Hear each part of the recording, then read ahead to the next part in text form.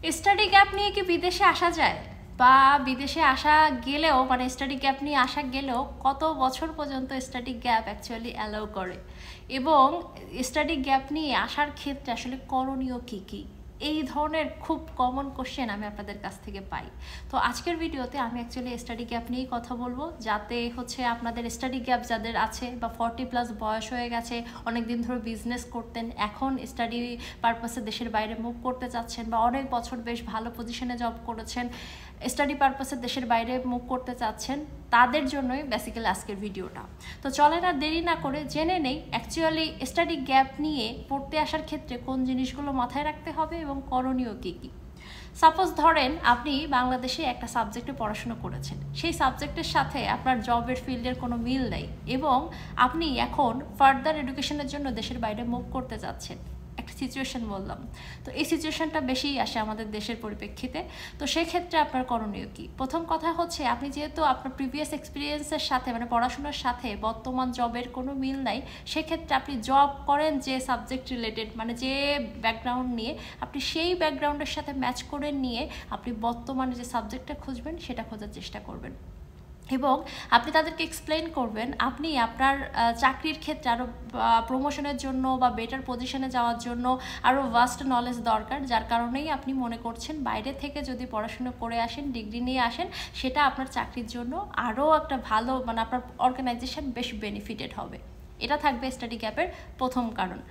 দ্বিতীয় যে ব্যাপারটা, এটা গেল একটা সিচুয়েশন। আরেকটা সিচুয়েশনের কথা বলি, সেটা হচ্ছে যারা বিজনেস করেছেন, এটা খুব কমন একটা ব্যাপার, অনেকদিন বিজনেসের সাথে রিলেটেড, নিজের প্রতিষ্ঠান আছেন, এখন দেশের বাইরে পড়াশোনার ক্ষেত্রে যেতে চাচ্ছেন, তারা কি করবেন?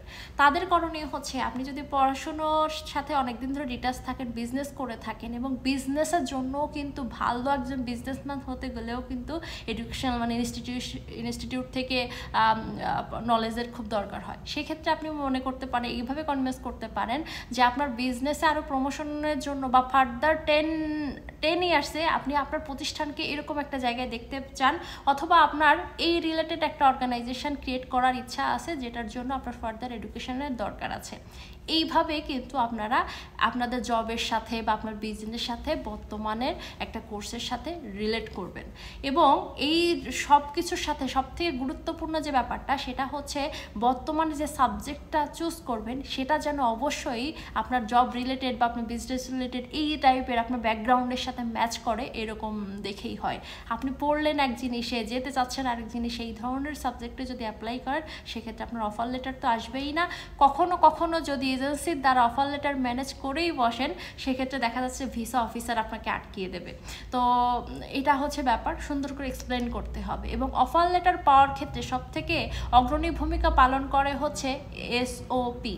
এসওপি কি? এসওপি হচ্ছে স্টেটমেন্ট অফ পারপাস লেটার, যেটা ইউনিভার্সিটিতে অ্যাপ্লিকেশনের ক্ষেত্রে আপনাকে প্রদান করতে হয়, এবং এই লেটারেই আপনার জীবন বৃত্তান্ত লেখা থাকে। আপনি কি কি করেছেন, এখন কি করছেন, ফিউচার প্ল্যান কি, ওই সাবজেক্টে কেন যেতে চাচ্ছেন, প্রত্যেকটা জিনিসই কিন্তু ওর মধ্যে লেখা থাকে। আপনি বলতে পারেন যে আপনার চান্স পাওয়া এবং না পাওয়া ডিপেন্ড করে ওই যে এসওপির ওপরই।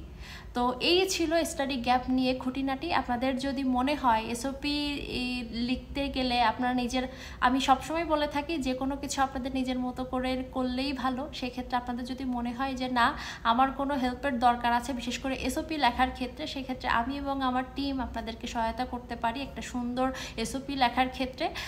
সেক্ষেত্রে আপনার ব্যাকগ্রাউন্ড অনুযায়ী আপনার প্রোফাইল এখন কি আছে, ভবিষ্যতে আপনি কোন সাবজেক্টে পড়তে চাচ্ছেন, সব কিছু অ্যানালাইসিস করে একটা গঠনমূলক একটা কি বলে বেশ প্রোডাক্টিভ একটা এসওপি যদি আপনারা পেতে চান, সেক্ষেত্রে কিন্তু আপনারা আমার ওয়েবসাইট থেকে অ্যাপয়েন্টমেন্ট নিয়ে অর্ডার করে ফেলতেই পারেন। সেক্ষেত্রে আপনার কাঙ্ক্ষিত ওয়েবসাইটটা খুব অল্প সময়ের মধ্যে আপনারা পেয়ে যাবেন।